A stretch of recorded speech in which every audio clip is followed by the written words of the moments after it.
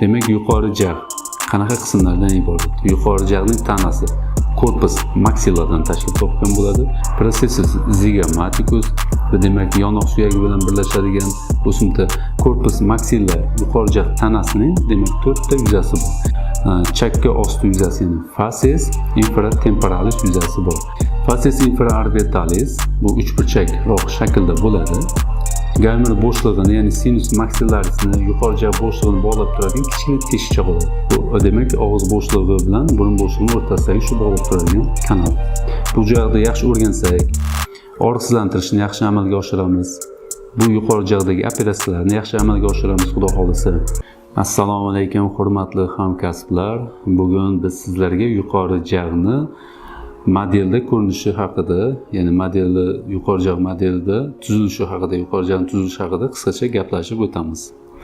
Demak, yuqori jag qanaqa qismlardan iborat? Yuqori jag'ning tanasi korpus maksilladan tashkil topgan bo'ladi. Bu korpus maksillaning 4 ta o'simtasi bo'ladi. Bu o'simtalar processus frontalis, ya'ni peshona suyagi bilan birlashadigan o'simta, processus zygomaticus va demak yonoq suyagi bilan birlashadigan o'simta. Processus zygomaticusning o'ziga xos tarafi, birlashadigan taraflari g'adir-budirroq bo'ladi. Va processus alveolaris qismi. Processus alveolaris qismida demak tishning qatorlari joylashgan, tishlar joylashgan bo'ladi.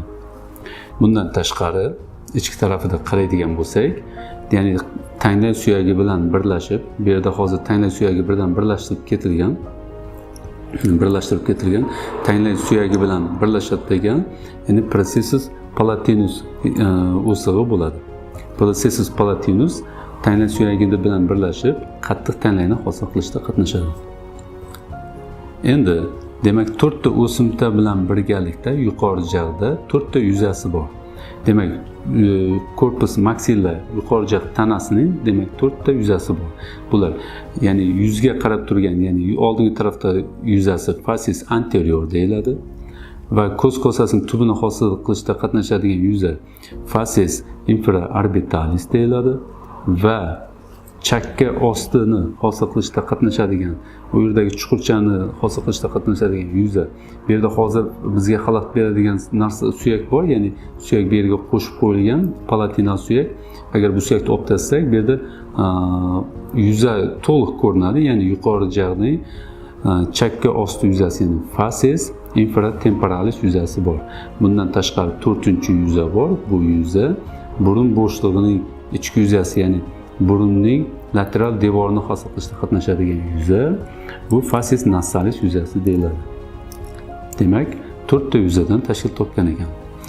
Demak, bizlar hozir bildik, yuqori jag'ning tanasi korpus maxilla, uning 4 ta o'simtasi processus frontalis, processus zygomaticus, processus alveolaris, processus palatinus va 4 ta yuzasini bildik. Facies anterior, facies infraorbitalis, facies infratemporalis va facies nasalis yuzalarini bildik. Endi bu yuzalarda nimalar joylashgan bizlar uchun muhim bo'lgan? Facies infraorbitalis bu uchburchakroq shaklda bo'ladi. Uchburchak shaklda. Bu yuzaning oldingi qirrasi, demak ko'z kosasining pastki qirrasi margo infraorbitalis da tugaydi. Buni orqa tarafdagi qirrasi esa fissura orbitalis inferiorni hosil qilishda qatnashadi, ya'ni qismi.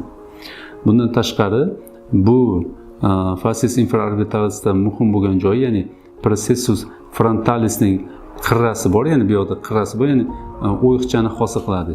Bu o'yiqcha burun bo'shlig'i bilan boshqa suyaklar bilan birlashadi, ya'ni ko'z yosh suyagi bilan birlashib kanalni hosil qiladi. Kanal lakrimasini hosil qiladigan egatcha bor, ya'ni bu yerda bu sulcus lacrimalis deb nomlanadi. Bu ko'z yosh suyagi bilan birlashadi va kanalis lakrimasini hosil qiladi. Bundan tashqari facies infraorbitalisda egat bor. Bu sulcus infraorbitalis deyiladi. Bu egat ichki tarafga kiradigan kanalni hosil qiladi. Bu kanalning oldingi ochiladigan qismi esa facies anteriorga ochiladi.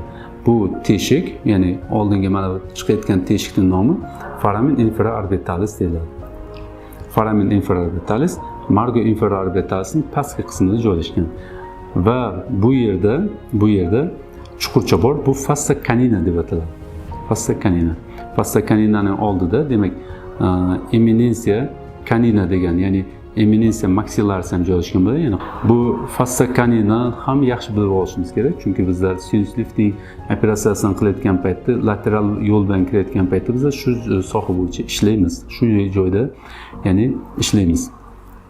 Demak, bu kanalimiz, ya'ni canalus infraorbitalis oldingi yuzaga ochilar ekan. Bu teshiklar, ya'ni foramen infraorbital teshigi orqali oldingi yuza bilan bog'lanar ekan. Ya'ni fascius infraorbitalisni fascius anterior bilan bog'lab turadigan kanal bu canalus infraorbitalis ekan.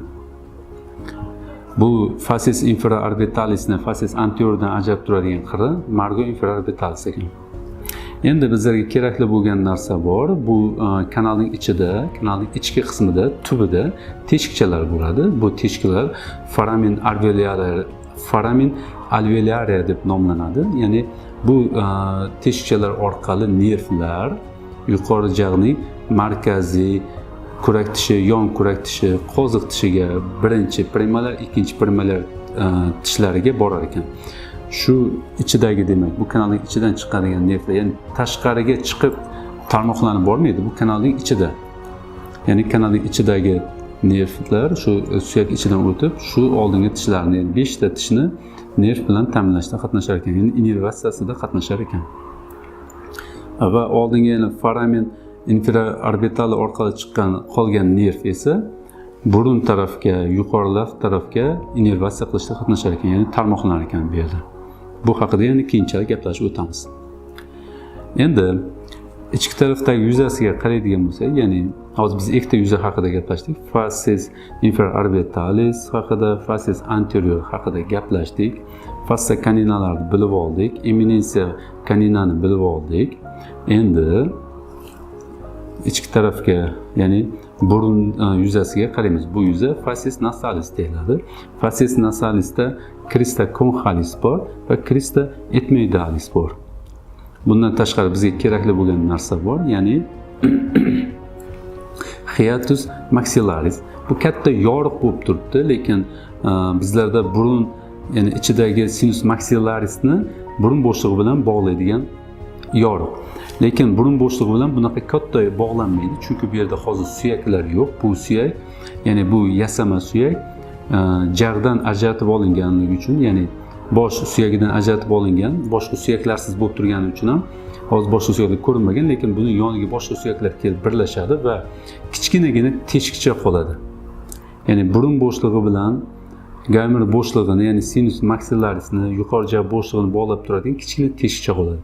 Shu orqali, kichkina teshikcha orqali burun bo'shlig'i va yuqori jag' bo'shlig'i, sinus maxillaris bir-biridan bog'lanadi. Bu bo'shliq haqida ma'lumotlarimiz ko'p. Ichidagi qanaqa membranalar qoplab turibdi, buning qanaqa turlari bor. Hali kelajakda, Xudo xolasa, boshqa darslarimizda gapirib o'tamiz.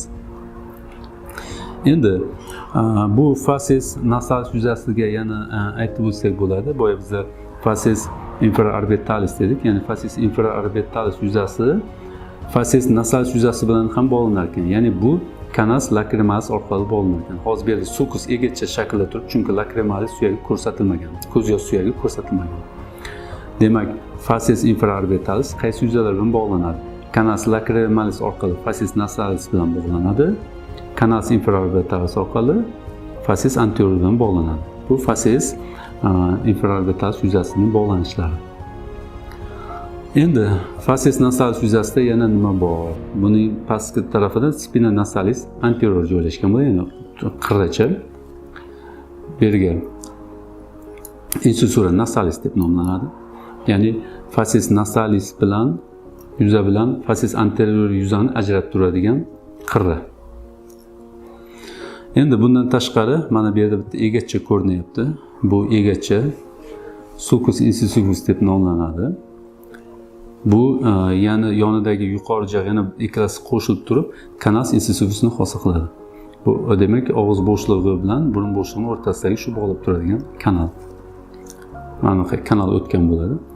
Endi bu kanalning demak bitta uchi burun bo'shlig'iga ochilsa, ikkinchi uchi og'iz bo'shlig'iga ochiladi. Bu og'iz bo'shlig'iga ochilgan teshiga foramen incisivus deyiladi. Foramen incisivus ikkita bo'ladi.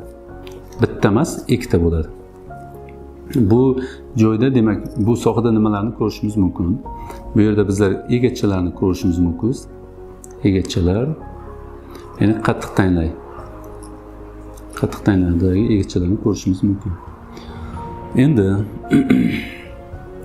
bizlarda yana bitta yuza qolib ketdi. Bizlar gaplashdik demak. Facies infraorbital yuzasi bilan gaplashdik. Facies anterior haqida gaplashdik. Facies nasalis haqida gaplashdik va yana bitta yuza bor. Facies infratemporalis yuzasi. Facies infratemporalis yuzasida tuber maxilla joylashgan bo'ladi. Bu tuber maxillaning yonida egacha bo'ladi.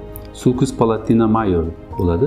Bu yerda tana suyagi qo'shilgani hisobiga bu ikkita egacha birlashish hisobiga kanal hosil bo'ladi. Bu kanal Canalus palatinus major deb nomlanadi. Mana shunaqa bog'langan bo'ladi.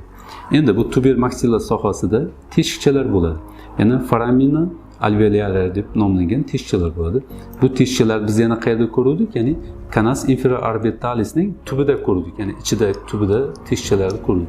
Xuddi shunaqa teshikchalar ham bu yerda bo'ladi. Bu teshikchalarning soni 2 ta yoki 3 ta teshikchalar bo'ladi. 2 ta yoki 3 ta teshikchalar. 2 ta yoki 3 ta teshikchalar orqali nervlar yuqori jag'dagi birinchi, ikkinchi, uchinchi malyar tishlarni innervatsiya qilishda qatnashadi. Bizlar oldinroq gaplashib o'tdik. Birinchi, ikkinchi, uchinchi, to'rtinchi, beshinchi tishlarni innervatsiyasi haqida gaplashib o'tdik. Bularning innervatsiyasi alohida va malyar tishlarniki alohida ekan. Yuqori jag' haqida qisqacha ma'lumotlarimiz shular. Bizlar keyingi darslarimizda yuqori jag' haqida ma'lumotlarni yana berib o'tishga harakat qilamiz. Chunki bu jag'ni bizlar yaxshi o'rganishimiz kerak. Bu jag'ni yaxshi o'rgansak, og'riqsizlantirishni yaxshi amalga oshiramiz. Bu yuqori jag'dagi operatsiyalarni yaxshi amalga oshiramiz, xudo xolisa. Yuqori jag'dagi, ya'ni jag'dagi sinishlarni yaxshi tushunamiz. Shular haqida yana to'ldirib borishga, darslarimizni ham to'ldirib borishga harakat qilamiz. Keyingi darslarimizda bu mavzumizning davomi hisoblanadi. Yana qo'shimcha ma'lumotlar berib boramiz. Rahmat.